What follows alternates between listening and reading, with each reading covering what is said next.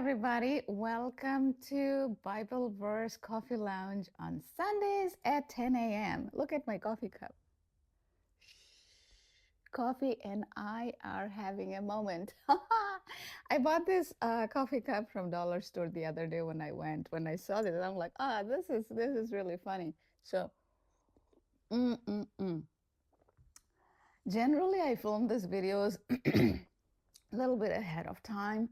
But things have been super busy. As you guys know, I'm finishing up the book, the first book of the trilogy, The Grateful After Goodbye, which I'm really planning to release, ideally, at least the Kindle version by next week. I don't know if I can, but I'll see. Definitely it'll be out before end of the year. And then the paperback and the hard copy also, because they're different formats, so it takes a little time.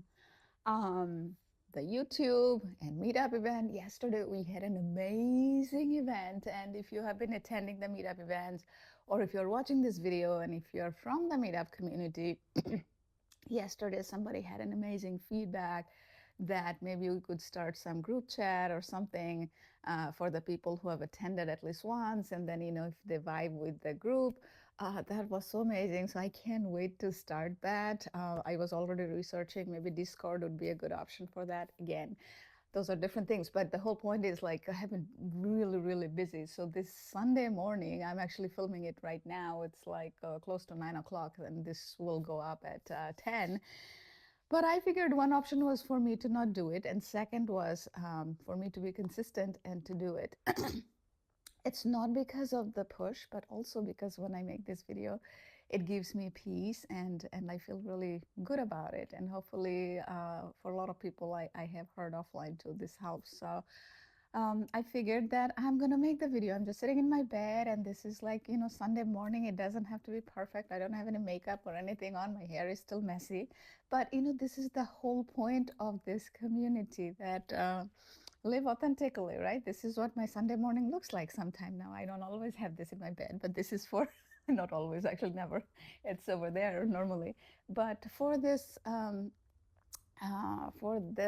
show like Sunday morning thing, I had this, you can see, coffee. Christ offers forgiveness for everyone, everywhere, and there's a coffee cup and a Bible. So when I saw that, I think I bought it like 6 months ago or something, and as soon as I saw it, I was like, okay, I gotta buy it. And at the time, I had the plan to start this, but because of the time I couldn't, so eventually I started.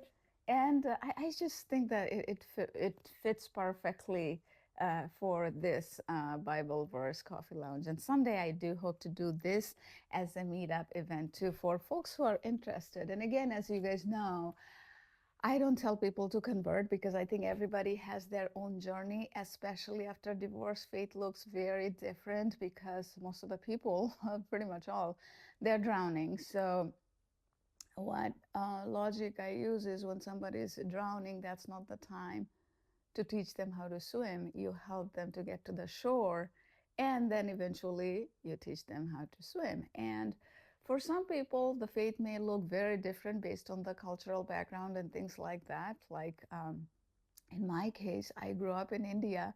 If you guys are coming here often, you know that half of my life I lived in India and half in the US. And I have become more Americanized than many people would, for different reasons.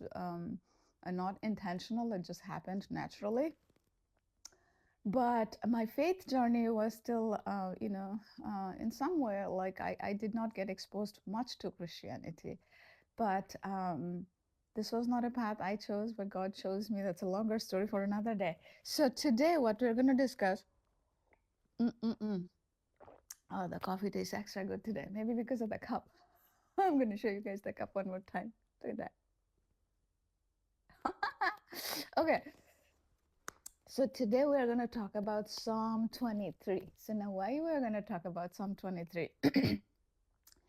Because I've been listening to this song by Leanna Crawford, Stillwaters, and it is all about Psalm 23. Oh my God, I probably have listened to that song like, you guys will think I'm crazy, but that's a craziness. I can't, it's okay for me to say that's my authentic version.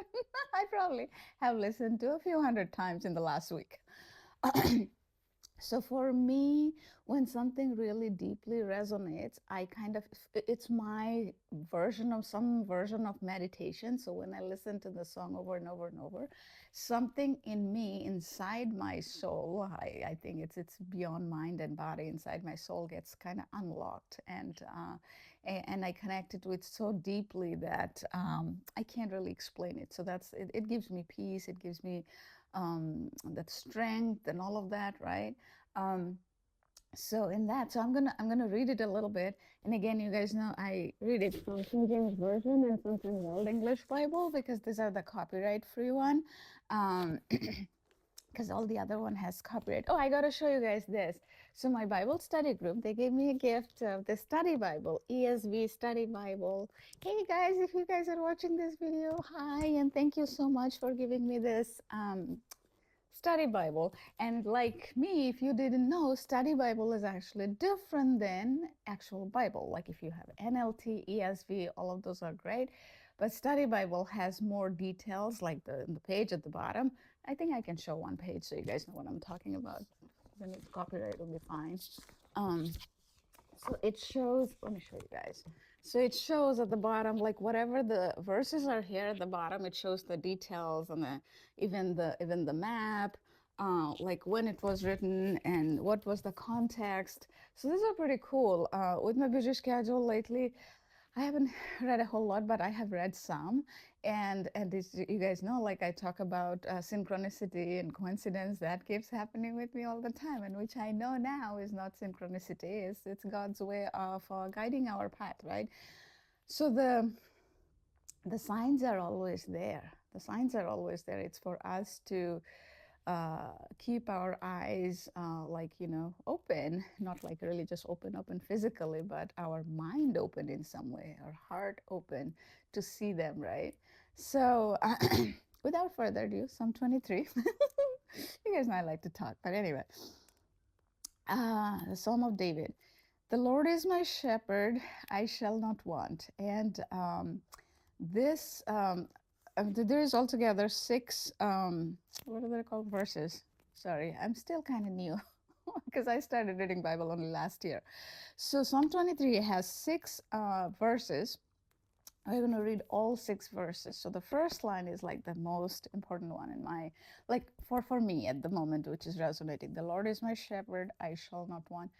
And again, for you guys, if you are not Christian, if you are any other faith, all faith welcome here, because these timeless stories, there are so many ways to connect with them, especially for me who had no exposure of Bible, no exposure of Christianity. And if I can connect, because I grew up in India, if I can connect with this, you can connect with this. There are a lot of especially the Psalms and Proverbs and others, where like if you're feeling sad, if you're feeling angry, and all the human emotion, right? So how to cope with that? There are so many stories. It's almost like we know that we are not alone, but then when you connect your story with these stories, they're like, I don't know, 2,000 years ago, and then well, David, those are like, I don't know, 4,000 years ago. I think I was researching the other day, the Old Testament.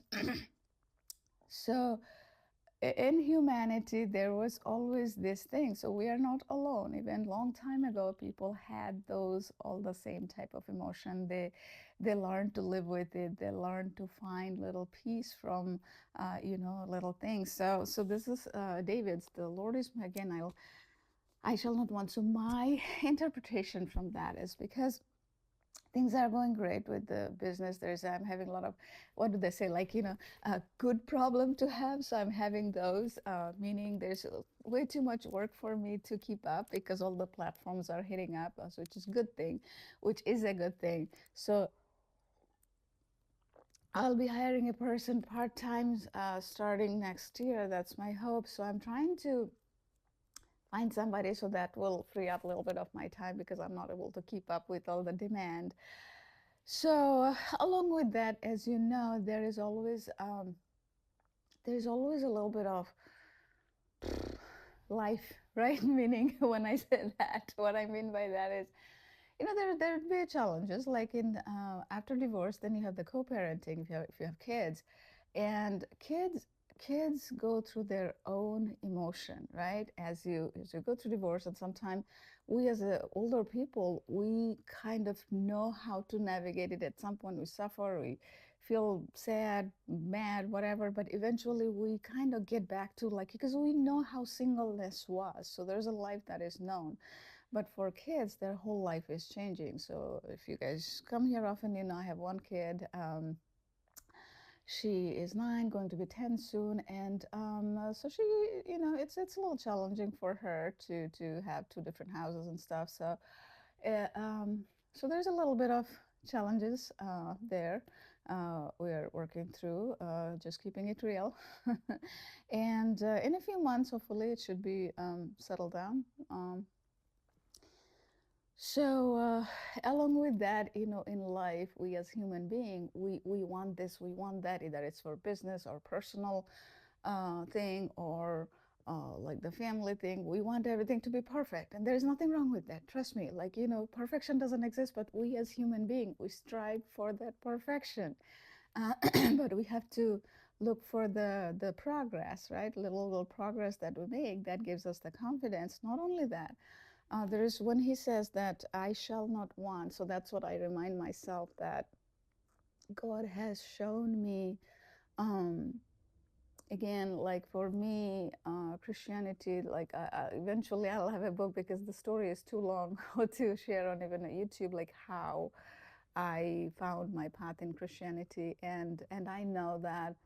Um, I still probably am not as traditional where it comes to I would try to convert to you, because that's my authentic self. That's everybody has their own journey, and God has his own time. If anybody is supposed to come, somebody might come at the end of their life, somebody might not come in their lifetime, right? So everybody has their own life and time, but I share what happened to me, and I find so much peace in going deep. These are all also part of like deepening my faith, and I'm also telling you guys to, if you follow whatever faith you follow, just go so deep that there is no doubt. There is no doubt in your mind, because when you do that, my friends, I can tell you from my experience that your belief, confidence, whatever you call it as, your faith in yourself will grow so much. You will become this fearless version of you. Now, when I say fearless, I don't mean like you'll have zero fear. The fear will still be coming. That's a part of human being here, a human. But it is an unexplainable thing, because, like, I know from myself, but because I was in the corporate for 21 years and 7 different startups, some with myself, some with co-founders. And I never had this fearlessness that I have now with this eighth one. And that is, I truly believe that this is a calling that God gave me. And there are many unknowns like in business you'd have, but so I keep going back to this, that I shall not want, because I have seen climbing the corporate ladder, and with too much want, what happens.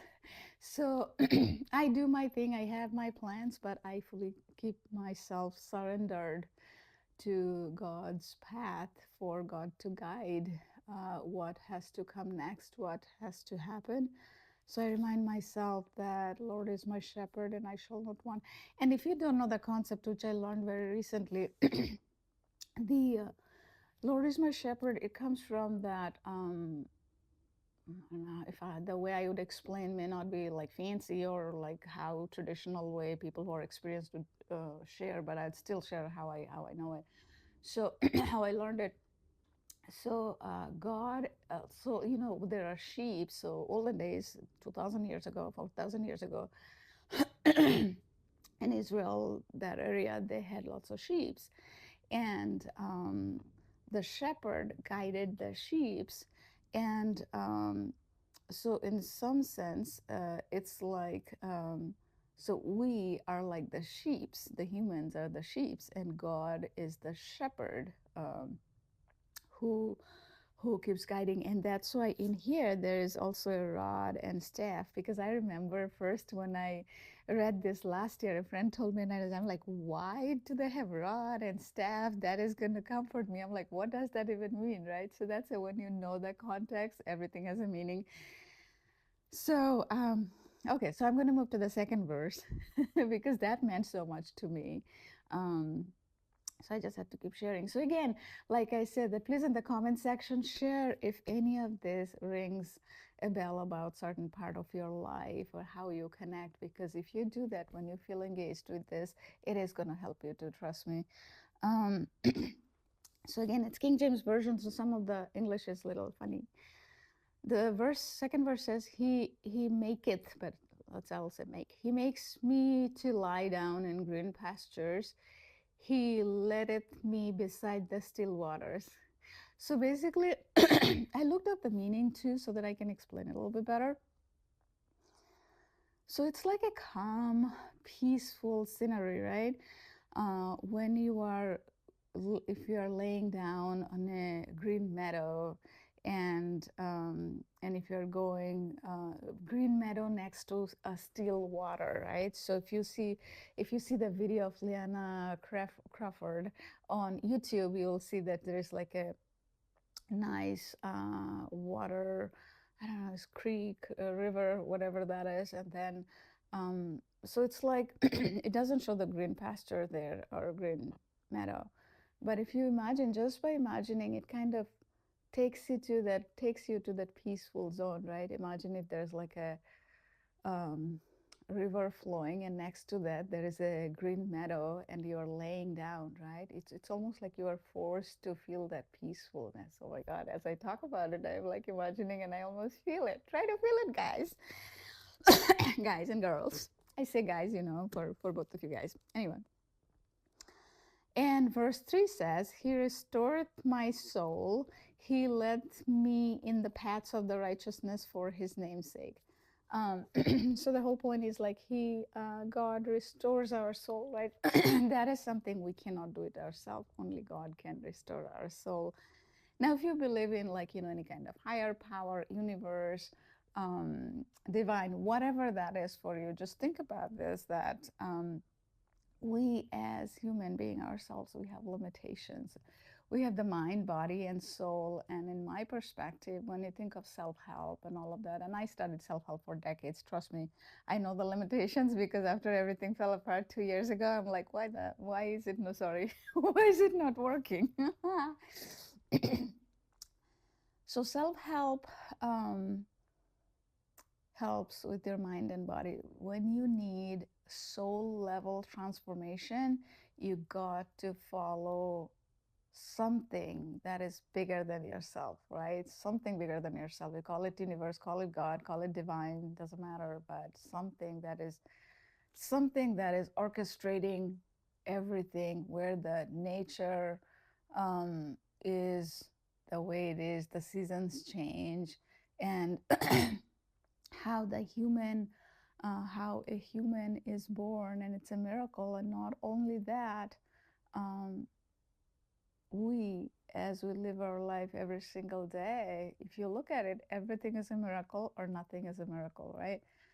So so yeah, it's like you gotta think that there's something beyond us. And yes, science is, I am a science student, so I know um, science is there, science is catching up, but if you think of that, science doesn't have answer to everything. So there's something even beyond science. So anyway, um, number 4. Oh, this is so good too. This is almost like the first verse. It says, it starts with EA again, because this is King James version. Though I walk through the valley of the shadow of death, I will fear no evil, for thou art with me. Thy rod and thy staff, they comfort me. So the valley of the shadow of death, it's not really like death. What it is that when you're going through a lot of challenges in life, because at different phases of life you could have different challenges, um, we have to remind ourselves to not to be fearful, right? Because, and if you have seen my videos from last year when I was going through my own reinvention and every day I was making those journaling, I talked a lot about, which I still do because my whole teaching is about that, the inner critic and the inner coach, right? In Christianity, you can think of this inner coach as like Holy Spirit, like activating the Holy Spirit. But if you're not Christian, you can still think of as like an inner coach, the version of you that is like your best friend. And the inner critic is the one that says you are not good enough. And, you know, it focuses on the fear. So everything lives between the fear and faith, or you can call this faith part as belief, or, you know, the most strongest version of you that believes that anything is possible, right? So, um, so yeah, it's important to remind ourselves fear no evil, because that evil is that in our critic, because we ourselves, we have the God and the evil within us, right? And we have to remind ourselves not to give in to the evil. And it is for all, like all meaning, so Paul, Apostle Paul, who wrote the Second Testament, sorry, New Testament. People, sorry. That's part of being like maybe new. I never thought Second Testament. Oh my God, that's kind of pretty funny. So New Testament, he wrote almost half of the New Testament, and even Paul said that he had to every day he had to think like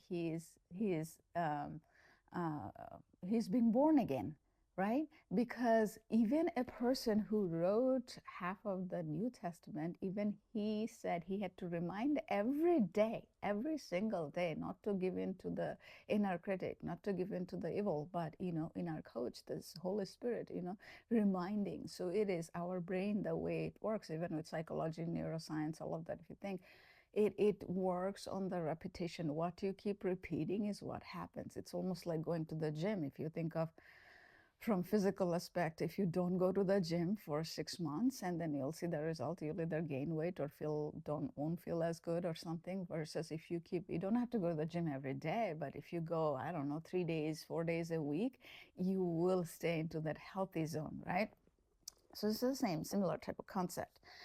Number 5, verse 5 is, thou preparest a table before me in the presence of mine enemies. Thou anointest my God, this English. I'm gonna, my teeth are gonna fall out. Anointest my head with oil, my cup runneth over. Well, when my company grows and when I have more people, I'll figure out how I can read this from ESV or NLT version with getting the license through copyright or something, because I know this is kind of hard to follow, but at the same time, it's kind of funny. It makes us laugh, doesn't it? So verse 5 is, you know, God will prepare a table before our enemies, and anoint our head with oil, right? So it's basically God's blessings, right? God's blessings, because people may betray us and things like that, but we don't have to take it on our hand, right? God sees everything. God sees all of our heart. If somebody's saying that we are not good enough, we are mean, or whatever that may be, ultimately we don't have to prove it to anybody. Who we have to prove it to is ourselves and God. Everything is between, it's just one audience. We all have just one audience. And I love how Dallas Jenkins, if you know the Chosen show with that hot Jesus, Jonathan Rumi. So if you know the Chosen show, Dallas Jenkins, I love how he says that, you know, it's, yeah, I was actually watching one of his YouTube video yesterday, how he is so authentic and true to himself in the show. It's amazing. I kind of lost my train of thought as I kept talking, because I kept thinking about Chosen season 6, because that's what I was watching. Not just season 6, because it's not out yet, but how they were talking about it. Mm, yeah, yeah, it's amazing. It's amazing. So, Oh yeah, now I remember. It's the one audience. So even him who made this super popular show, which is becoming the most popular TV show in the world, The Chosen, he said, I think I saw that video or his thing interview on YouTube where he said, um, everything is, he has only one audience and one audience only, and that is God. He does everything for God. And and I loved it. I loved it because that's what I kept thinking too. And so it resonated so much with me.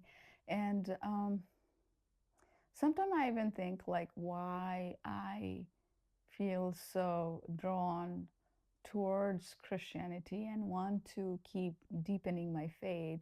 Well, as of now, I came up with this. I don't know. I think that this is what it is because I was even talking to a friend of mine. Like, when you have, so this is a thing that our first circle around us, if you think of the people around us, are usually the families, right? Like people who are your blood family. And then the second circle is your closest friends. So for me, other than my daughter Alice, I don't have any blood family here in the United States. They're all in India. I have my deep, unconditional love for my mom, and my mom has it too. But, the time difference, all of that, I have been here in the US for 20 years. So, there is going to be 21 years soon. Anyway, so with that, like, for me, that first circle is not is mostly empty, and the second circle, and after divorce, of course, you feel it more because you had that person in that first circle, but that is not there anymore. And then the second circle is your closest friends, and the third circle is beyond that, right? But for me, the second circle is the strongest one because I have some really, really good friends who are like my family. But the honest truth is that you are still on the second circle, and I'll tell you why. And there is nothing wrong with that because that's life's reality. So when it comes to, I don't know if you're sick or whatever, but if you have a closest friends who, when their family is sick, they'll have to attend that first. Then I will be the second priority, right? And that is normal. That is normal for anybody. It'll be for same for me too. So I don't feel any I don't feel bad about it or anything. But so from that, I felt like that, so in my first circle, it's God, it's God. And that's how I feel like I became so codependent with God. And it's in Christianity, there's this concept of having a relationship with God, that God loves you. And I also figured that the love that you get from God is that uh, it's beyond human love, and it's not a romantic kind of love. So if you are in other if you follow other religion, because I did Hindu and Buddhism before, it's a very different concept. And that, like, I think when you can go so deep into it, it gives you that peace that it's hard to explain. It's hard to explain, that you want to cling to it like so good because it makes you feel amazing, amazing. And last year when I was talking to some people, they told me, and I was like, are they crazy? And it's that crazy kind of love, not like, again, like I said, it's not a romantic kind of love, but it's a crazy good love that makes you feel so peaceful, right? I don't know if it made any sense, but I hope it did. And the last one here.